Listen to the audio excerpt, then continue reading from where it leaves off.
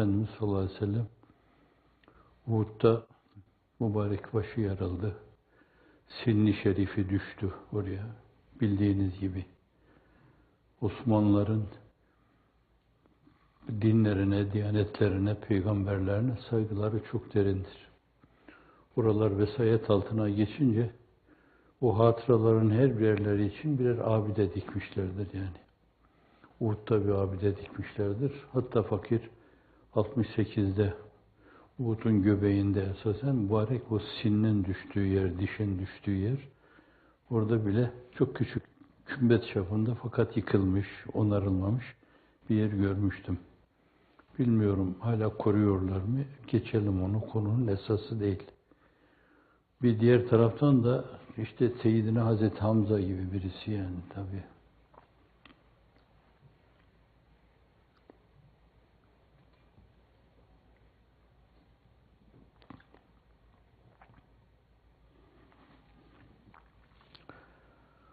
Hususi yeri itibariyle iç dünyamı bütünüyle harekete geçiriyor.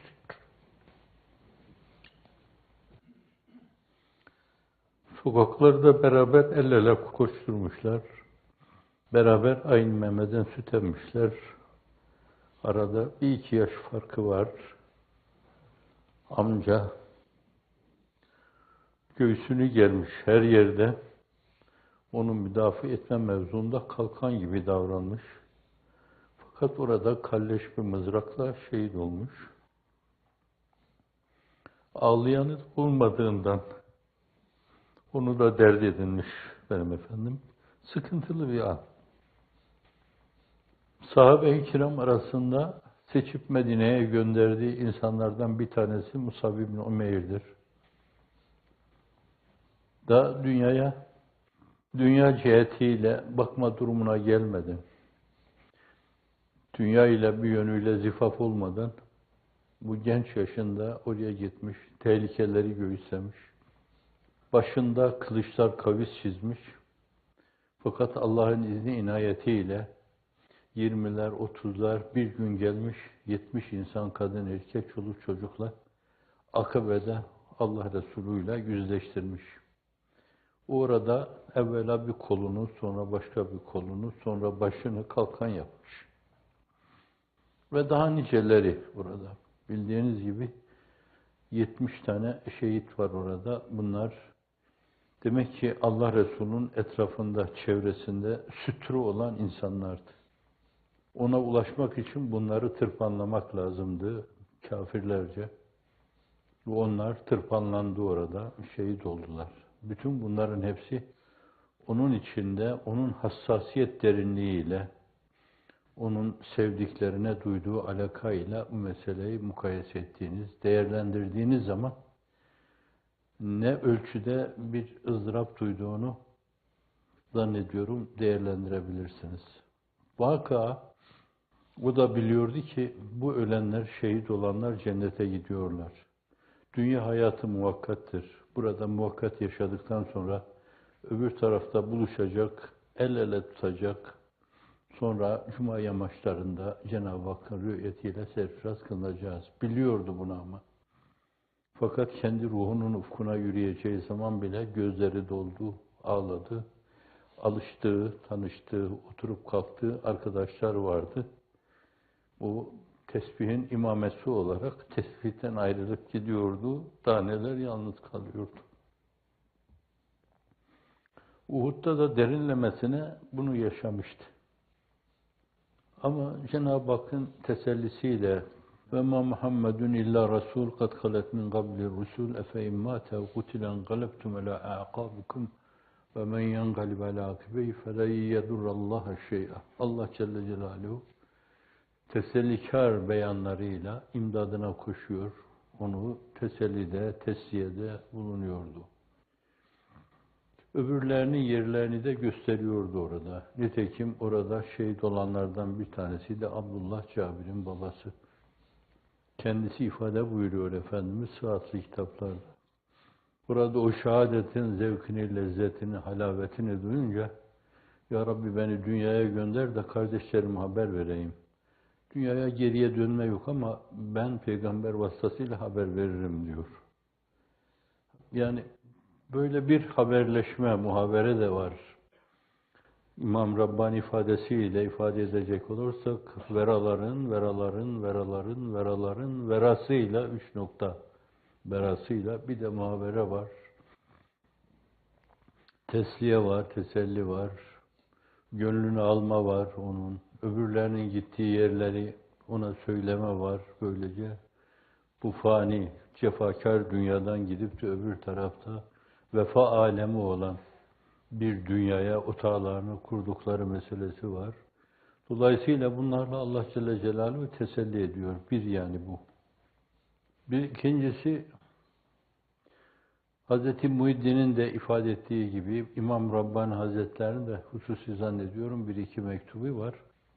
Celali tecellinin önemi esasen mümin için, kafirler için, münafıklar için celali tecelliler. Bunlar baskın yaptıkları zaman orada iç döküyorlar, yalvarıyorlar, yakarıyorlar. Fakat gaileler bertaraf olunca yine keyiflerine dalıyorlar. Fakat mümin o celali tecelliler karşısında cemali tecelliden daha fazla hisseyab oluyor. Orada zaten çizgisini koruyor. Zaten hiçbir şey olmadığı zaman bile Rabbi ile irtibatını devam ettiriyor. Zaten her zaman el pençe divan duruyor. Fakat o zaman ızdırar diliyle emmen yücibul muddarra izâ da'ahu ve yekşifus veya ene indel münkesireti kulubuhum. Hani siz de deyin, acizane demiştim. Ya men huvel indel münkesireti kulubuhum. Ey kalpleri kırıklarla beraber olan Allah'ım. Ha nehnu münkesir kulub vecbur kesrena. Ya men yücibul muddarra izâ da'ahu ve yekşifusû. Ha nehnu muddarrûn. قَدْ ضَاقَتْ عَلَيْنَا الْأَرْضُ بِمَا رَحُبَتْ وَضَاقَتْ عَلَيْنَا أَنْفُسُنَا وَأَنْتَ مَلْجَؤُنَا وَرَجَاؤُنَا. Mümin böyle bir celali tecelli karşısında daha bir metafizik gerilime geçiyor. Daha genişçe Cenab-ı Hakk'a teveccüh ediyor. O açıdan da esasen bir yönüyle belki celalin gözünde cemal daha bir cemal haline geliyor. Evet. Bu Hazreti İmam Rabbani Hazretleri'nin beyanı. Mektubattı okumuştuk ama bilmem yani hatırınızda mı? Ayrı bir şey yani. Celal çok daha önemli deniyorum. Mümin için, diğerleri için değil. Hazreti Muhiddin de meseleye öyle bakar.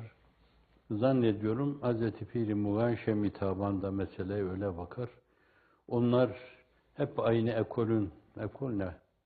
Medresenin, mektebin bir yönüyle peygamber şakirtleri olmaları itibariyle birbirlerinden temel esaslar itibariyle farklı düşünmeleri asla söz konusu değildir. Çünkü ne düşünüyorlar, ne ediyor, ne söylüyorlarsa meseleye Kur'an merceğiyle, sünnet-i sahiye merceğiyle ve sahabe-i kiramın o mevzudaki bir yönüyle, reyleriyle, tevilleriyle, tefsirleriyle baktıklarından dolayı örtüşmeler çok oluyor. Birinin dediğine aynen diğeri bir ifadelerdeki tasrifle esasen farklı bir değişimle aynen aynı mazmun, aynı mantık ifade ediliyor, ifade ediyorlar böyle. Şimdi Efendimiz sallallahu aleyhi ve sellem orada o celali tecelli kendi engin ufkuyla, onun varidatıyla bunu İmam Rabbani duymuşsa, Muhyiddin İbn Arabi duymuşsa, Hazreti Bediüzzaman duymuşsa, Şah-ı Geylani duymuşsa, Hasan Şazeli duymuşsa onunkine duyma denmez yani. O tabiatının derinliklerinde onun fokur fokur kaynadığını hissetmiştir. Dolayısıyla onun andaki ızdırapları, dişinin kırılması, Malar'da Esedullahil Galip yazılan Hazreti Hamza'nın ruhunun ufkuna yürümesi, bütün bunları tadil etmiştir, yumuşatmıştır. Ama Taif'e gelince orada bir ümit mülahazasıyla gitmiş oraya. Yani insanlar yazın serinlemek için oraya, Mekke'nin sıcağından kaçmışlar. Bir de böyle Mekke'deki o mütemerridane, muannidane, küfür havası olmadığı mülahazasıyla gitmiş. Fakat Mekke'de maruz kalmadığı şeylere maruz kalmış. Geçtiği sokaklarda üstelik masum çocuklar taşlamaya memur edilmiş, taşlamışlar. mübarek el ayağı yarılmış. Bir yani bu. İkincisi Mekke'ye giremezsin. Henüz Medine'nin kapıları da aralanmamış. Allah oraya gideceksin dememiş. Misyonunun farkında, misyonun çok önemli olduğunu görüyor. Mutlaka duyduğunu insanlara duyurma derdiyle o zavi ona o meseleye de bakarken فَلَعَلَّكَ بَاخُرْ نَفْسَكَ عَلَى آثَارِهِمْ gittikleri yol, izledikleri iz açısından neredeyse kendini öldüreceksin. Şimdi böyle bir gönlün Mekke'den gidip orada bir şey arama mülazasıyla, orada da tamamen her şeyin tersiyle karşılaşması, tek bir insana bile bir şey dinletememesi ona ne kadar ağır gelmiştir. Bir de Uhud'da kendisine gelen teselliler henüz orada gelmemiştir. Bir de önünü kesmişler, Mekke'ye giremezsin demişlerdir. Tev'em, Beytullah'tan onu uzak tutmuşlardır. Tev'emi olan, eşi olan, Beytullah'tan uzak tutmuşlardır. Evvelu ma halakallahu nuri, yeryüzünde de ilk bina, evvelu ma halakallahu veya ma benallahu binaen Beytullah diyebilirsiniz. Evvelu ma benallahu fil ardi Beytullah. Dolayısıyla böyle bir eş olma var, ikiz olma var yani. Onun ufku açısından meseleye, o gez, o göz, o arpacık saviyesinden meseleye bakmak lazım. Ne kadar kendisine ağır geldiğini. Eğer o vakı Ayşe validemize dediği şey, hakikaten senet açısından ve metin hakkında da bir şey demeyeceksek, hani bu mülahazalara bağlanabilir. O meselenin makul mahmilini bulmaya çalıştım yani kendimce burada. Haşa onun ufkunu idrak etmişlik açısından değil, o iki hadisenin enginliğini idrak etmişlik açısından değil, ben kim, onları kavramak kim? Ama onun kıtmiri, kuyruğunu sallayıp, öbür tarafta da kuyruk sallayıp ayaklarında, ben seni anlatmaya çalışmıştım, anlatamadım. Dolayısıyla da sana ihanet ettim. İhanetimi şefaatçi yaparak sana sığınıyorum. Mülahazalarını taşıyan birisiyim. Evet, gözlerimi açıp kapayıp hep hulyalarıyla yaşıyorum. Kavuşur muyum? Ayaklarına yüzümü sürebilir miyim? Ayağını bastığı yerde başımı kaldırım taşı gibi ayaklarının altına koyabilir miyim? Geçtiği izlerin toprağını alıp yüzüme sürüp bu kıtmir yüzünde senin toprağın, ayağın tozu toprağı tutiyadır diyebilir miyim? Bu mülazayla ama. Fakat bir kısım densizler, kendi kendilerine bir kısım kuruntulara girerek, bir kısım şeyler icat etseler bile, kendi mülahazam hep bu oldu. Değil o, ona 2 bardak su taşıyan bir hizmetçisinin yanında bile, başımı çok rahatlıkla ayaklarının altına kaldırım taşı gibi koymaya teşne bulunduğumu her zaman ifade ettim, yine de ifade ederim. Allah'la irtibatı açısından daha ilk dönemler, o dönemlerde bile Cenab-ı Hakk'ın onu bırakmayacağına kanaatı kat'iyesi, izan üstü izanı vardı. Fakat zannediyorum, yani bu iş gecikir mi esasen? Takvimde bir ertelenme, ötelenme olur mu? Bu insanların hak hakikati kabul etmeleri mevzuunda. Bir, ikincisi, bu temerrüt eden insanlar bir yönüyle kendilerini bir çağlayana salmışlar, dışarıya çıkmaya ihtimal vermeyen, dışarıya çıkmaya imkan vermeyen bir çağlayana salmışlar, cehenneme doğru yuvarlanıyorlar. O ince ruhta bu meselelerin hasıl ettiği acı ve ızdıraptır o yani. O, beni kime bırakıyorsun dersen, misyonum itibariyle bir şey anlatacaktım yani. Başımı yarıyorlardı, tepeme biniyorlardı, boynumu sıkıyorlardı öldürmek için, sırtıma bir yönüyle deve işkembesi koyuyorlardı, Kabe'nin karşısında alnımı yere koyup, akrabu ma yekunul abdu min rabbi fehuve sacid, hakikatinden istifade etmek için esasen başımı yere koyuyor, yalvarıyor, iç döküyordum sana. Hani bunlar biraz ertelenecek mi, ötelenecek mi? Sürüklenip o çağlayan içinde cehenneme yuvarlananlar daha çok olacak mı filan. Bütün o engin ruhu mülahazasıyla meselelere bakınca Böyle düşünmek lazım. Misyonu açısından meseleye bakmak lazım. İlâ men tekiluni ilâ ba'idin yetecehhemuni em ilâ qaribin mellekte ve emri in lem yekun bikâliye gadabun, ama diyor in lem yekun bikâliye gadabun fela ubali. Eğer yani benim başıma gelen bu şeyler senin hoşuna gitmeyen bir şeyden dolayıysa o olmasın, isterim ki olmasın. Hepimizin diyeceği şey. Fela ubali diyor. Kale almam o zaman diyor. Velakinne afiyeteke hiye evsevli, ama afiyetin senin, affu afiyetin senin, her şeye vasidir yani. Ve rahmeti vesiat külle şeyin. Evet. O zaviyeden burada çok temkinlice, hani onun sıhhati mevzuunda da o şekilde, rivayet mevzuunda da münakaşa yapılabilir. Çünkü farklı rivayetler var, farklı söylentiler var o mevzuda. Fakat genel mazmuna bakınca o Lâl-i Güher-i Nebevi'den dökülmüş olduğu her kelimeden anlaşılıyor. Çok dikkatlice, çok temkin üsluplu, Allah'a karşı çok saygı edalı olarak döküldüğü anlaşılıyor. Ve sonunda nitekim la havle ve la kuvvete illa bik diyor yani. Hem de Rabbimizi muhatap olarak, çünkü o kelime kenzun min kunuzil cennet, la havle ve la kuvvete illa billah. Fakat orada Cenab-ı Hakk'ı muhatap alarak İyyâke na'budu ve İyyâke nestaîn der gibi la havle ve la kuvvete illa bik.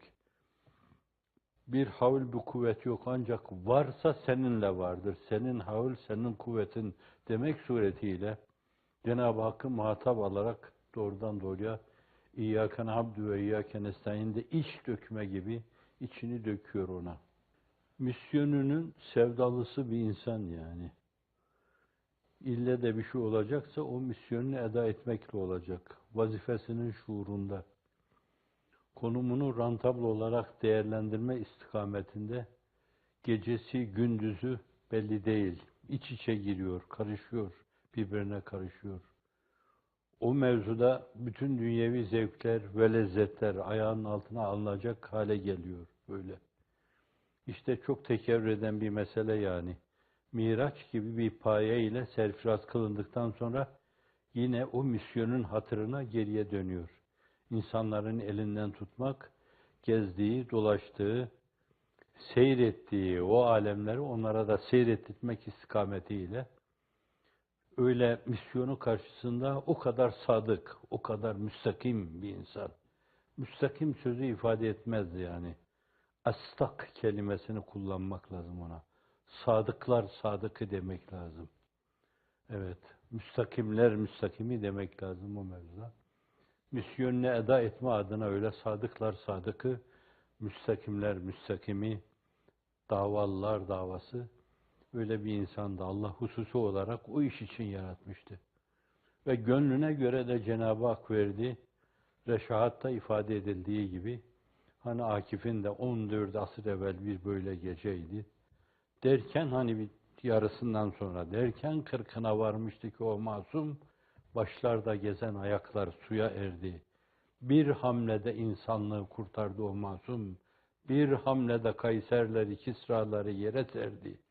Aczin ki ezilmek de hakkı dirildi. Zulmün ki zevali aklına gelmezdi geberdi. Demek suretiyle esasen o misyonunu bir hakkın eda etti. Onca ihmalkar insanların elinde ihmale uğramasına rağmen hala şöyle böyle, onun bir yönüyle o dantelayı örerken kullandığı o desen, dikkatle bakanlar için hala yeryüzünün değişik yerlerinde nümayan olduğu söylenebilir. Bir yönüyle değişik yerlerde ihanete uğramasına rağmen, bazı yerlerde siyasete kurban edilmesine, bazı yerlerde saltanata kurban edilmesine, bazı yerlerde kuvvete kurban edilmesine, bazı yerlerde tule emele kurban edilmesine, bazı yerlerde tevehhüm ebediyete kurban edilmesine rağmen hala imani nazarla, çok ciddi bir konsantrasyonla bakıldığı zaman onun o mübarek elinden çıkan o dantele, o günkü nakışlarıyla hala gözünüzün önünde tüllendiğini görebilirsiniz. Bu da şudur, Her şey hiç bitmemiştir. Ve bütün renklerini bütün kaybetmemiştir. Güneş bütün batmamıştır. Ay bütün husufa uğramamıştır. Muvakkat bir şey olmuştur. O meselede bir yönüyle hailler, perdeler, o işi karartmak isteyen kapkaranlık ruhlar, yaptıkları işlere aklıklar ilave etseler bile kapkaranlık ruhlar, ona 50 türlü 50 taraftan ihanet etseler, 50 taraftan dağıtmaya çalışsalar, Allah'ın izni inayetiyle mevsimi gelince yeniden bir kere daha tolunay gibi tülû edecektir. Hem de halesiyle beraber. Arif'in gönlün huda gamgin eder şad eylemez. Bendeyi makbulünü Mevlası azad eylemez. O Allah'ın öyle bir bendesi ki, abdü, Allah da Celle Celaluhu en yüksek bir paye ile payelendirdiği zaman bende tabiriyle ifade ediyor. Subhanellezî esra bi abdihi, şerefli bendesini, kulunu, şerefli bendesini bir gece mekan üstü mekanlara, zaman üstü zamanlara ulaştırdı. Kabe Kavseyn Evedna ile şereflendirdi. Rüyetiyle şereflendirdi. Hiç kimseye müyesser olmayan şeylerle şereflendirdi. Geçtiği yollarda bütün enbiyayı izamı yolun değişik merhalelerinde oturmuş onu bekliyor gördü. Ama geldi geçti durma bilmeden hepsi yürüdü sonsuza, biliyordu sonsuz istikametinde yürümenin sonsuzca olacağını biliyordu. Seyrini sonsuzca yapıyordu. Hiç kimseye müyesser olmayan şeyleri Allah ona lütfediyordu. Bu payelerle serfiraz kıldığı abdini, abdi sözüyle ifade buyuruyor İsra Sure-i Cellesinde. Fakat gördüğünüz gibi sürekli imtihan da ediyor. Onun için eşeddün nâsi belâen el enbiya sümmel emsel fel emsel. Evet, belanın en şiddetlisi Enbiya-i İzam'a, sonra seviyesine göre, derecesine göre diğer insanlara, mertebeleri itibariyle. Evet, o nazmı hatırlayın, hak dostu. Arif'in gönlün huda gamgin eder şad eylemez. Bendeyi makbulünü Mevlası azad eylemez. Herkes immün sisteminin, yani imanı billah, marifetullah, muhabbetullah, zevk-ü ruhani, halis, aşk-ı iştiyak-ı likaullah, insanın manevi anatomisinin immün sistemi budur. Bu ne kadar güçlüyse, başa gelen belalara karşı da o kadar insan mukavemetli olur. Allah'ın izni inayetiyle 1000 tane virüs gelse musallat olsa, hepsini onların darman duman eder. Allah'ın izni inayetiyle. Uf puf eden insanlarda bu immün sistemi çökmüş demektir. Anatomik yapıda immün sistemi çöktüğünde nasıl hastalıklara açık hale, mikroplara açık hale, virüslere açık hale geliyor. Artık koruyucu sistem kalmıyor. Aynen öyle de. Bu açıdan onlardaki o immün sistemi çok güçlü.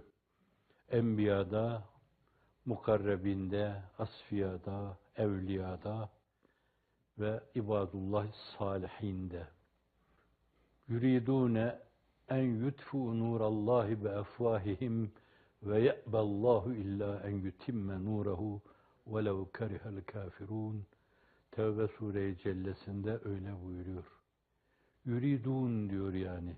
Müzari kipi olunca bugün onu diliyorlar, söndürmek istiyorlar. Söndürmede bir türlü doyma bilmiyorlar. Bir daha diyorlar, bir daha. Şunu kapattık, şunu da kapatsak, şunu da kapatsak. Şu çelmeyi yaptık, şunu yere serdik.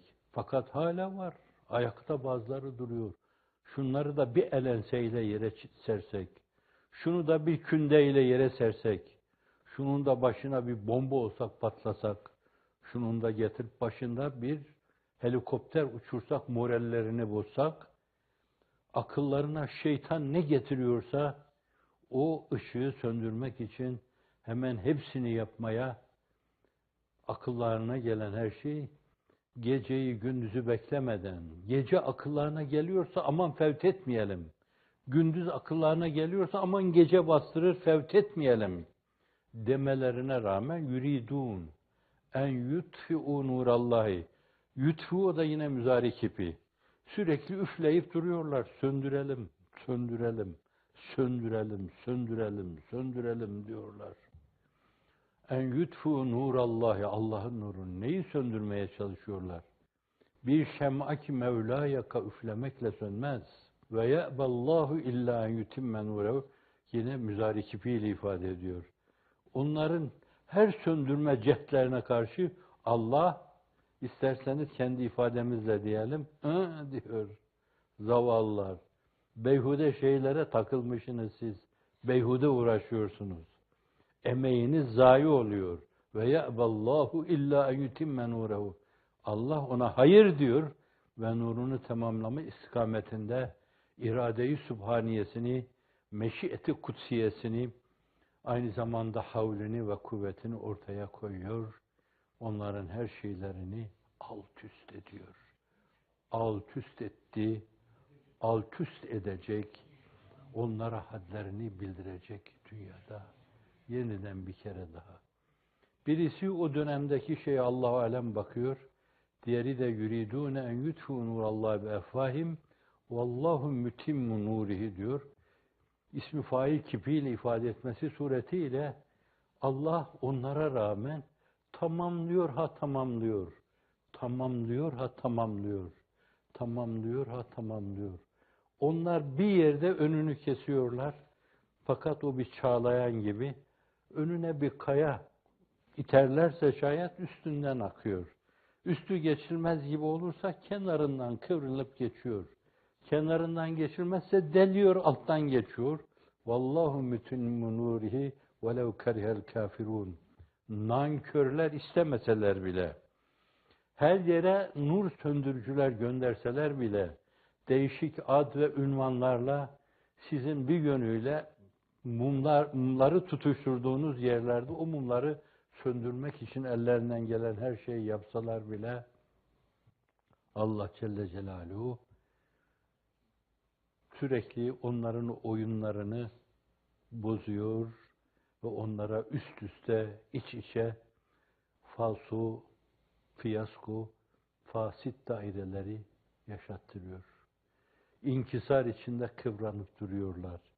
Yutkunup duruyorlar. Şu Allah'ın yaktığı nuru bir söndüremedik falan diyorlar. Ve beyhude yoruluyorlar. Bu zaviyeden bakınca insanın onlara acıyası geliyor. Çünkü o kadar şeyi hak, hakikat, istikametinde kullansalar bir yönüyle velilerle hemhal hale gelebilirler. Keşke o enerjilerini, o dinamizmlerini, o metafizik gerilimlerini ihlas, rıza ve iştiyak-ı likaullah istikametinde kullanabilselerdi. Şu kahrolası dünya onu ayaklarının altına alabilselerdi. Ruh dünyalarını karartan o kapkara sarayları onun yüzüne tükürebilselerdi. O filoları için keşke Allah batırsa diyebilselerdi.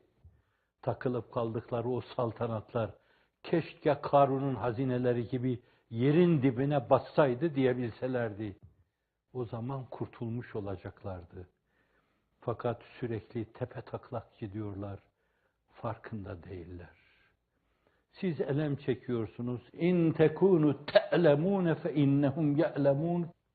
Sürekli her gün bir şey yapıyorlar. Her gün yeni yeni elem argümanları kullanıldığından dolayı yeni bir mızrak yeri gibi oluyorsunuz. Birinde Musab gibi bir kolunuz, öbür defasında başka bir kolunuz, öbür defasında ayağını döküyor ayağınız, öbür defasında başka bir ayağınız. Kütükte doğranır gibi doğranıyorsunuz. Ben kaynaklarda görmedim de vaaz eden ilim adamı birisinin sohbetinde dinlemiştim. Hala ölmemiş böyle işte kıpırdıyor. O zaman yüzüstü düşüyor yere. Boynunu da uzatmış, ondan da yara almış, yüzünü saklıyor demiştir orada. Cenab-ı Hak senin hala boynun varken Resul-i Ekrem'in nasıl oluyor da dişi kırılıyor diye orada üzüntüyle yüzünü saklıyor. Evet. İn tekunu te'lemun fe innahum ya'lemun kema te'lemun ve tercun minallahi ma la yercun. Onlar daha fazla. Siz elhamdülillah bir şeye talipsiniz ki kaybetme meselesi söz konusu değil. El-İhlas ve rıdak ve halisel eşk vel iştiyak diyorsunuz. Allah'ım rü'yetin, Allah'ım Habibinin rü'yeti, Allah'ım rıdvanın diyorsunuz. Ve böyle diyorsanız şayet Allah Celle Celaluhu "Üd'ûni estecib lekum." Dua edin, icabet edeyim buyuruyor. "Evfû bi ahdi ufi bi ahdikum" buyuruyor. "Ve izâ se'eleke ibâdi anni fe inni qarîb. Ucibu da'veted da'i izâ da'an. Felyestecibû li vel yu'minû bi leallehum yerşudûn." İç musika açısından da mazmunu ne kadar güzel. Ey canım, onun hakkında takdir zahit olur. Geçtim diyor. Siz de durmadan dua ediyorsunuz. Durmadan Allah'ım el-İhlas ve rıdak ve halisel eşk ve iştiyak. Hani genişçe son zamanlarda ettiğiniz Allahümme teveccüheke ve nefahatike ve ünseke ve kurbeke ve mehabbeteke ve maiyeteke ve inayeteke ve riayeteke ve kılaeteke ve hifzeke ve hirzeke ve hisnekel hasin ve nusrete ala adayna kainen men kan ve nusrete ala adayna kainen men kan minel askeriyine vel askeriyat ve siyasine ve siyasiyat vel istikbarine vel istikbariyat ve şurtiyine ve şurtiyat vel haricine vel hariciyat ve dahiline ve dahiliyat. Ya Erhamer Rahimin diyorsunuz. Ey canım, el alem dua ederken o duanın kabul edileceğine şayet inanıyorsa siz de sürekli bunlar hep mırıldanıp duruyorsunuz. Estağfirullah. Bir zeban edip duruyorsunuz. Dilinize dolamış. Sürekli tekrar edip duruyorsunuz. Allah kabul vaat etmiş. Allah kabul etmez mi? Allahümme el iman el kamil diyorsunuz. Allahümme el İslam el ekmel diyorsunuz. Kur'an dediği için el yevme ekmeltu lekum dinekum ve etmemtu aleykum ni'meti dediğine göre Allahümme el iman el ekmel vel İslam el ekmel vel ihsan el ekmel vel ihlas el ekmel vel marifete tamme vel muhabbete tamme vel sadakate tamme vel istikamete tamme ve tevekküle tam ve teslime tam ve tefvide tam ve sikate tam diyorsunuz. Üzdü zeban etmişsiniz. Derken aynı zamanda o duanızın kabul olacağına inancınızla diyorsunuz bunları. Çünkü bunu da o emrediyor.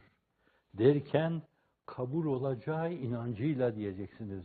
Katiyen diyorum kabul olmuyor demeyeceksiniz. Yüstecabu li ahadikum ma lem ya'cel buyuruyor. Hazreti sahibi zişan, andeli zişan diyor. Yüstecabu li ahadikum ma lem ya'cel. Nasıl acele ediyor? Yakul da'avtu. Tekrar edebilirsiniz. 2 defa buyuruyor o. Da'avtu felem yüstecebli. Böyle bir ruh haleti içine girmiyorsanız Allah dediğiniz şeylere icabet buyurur. Siz hep bunu dediniz. Çoğunuz zannediyorum alın teriyle kazandığınız şeyler fenima ve biha.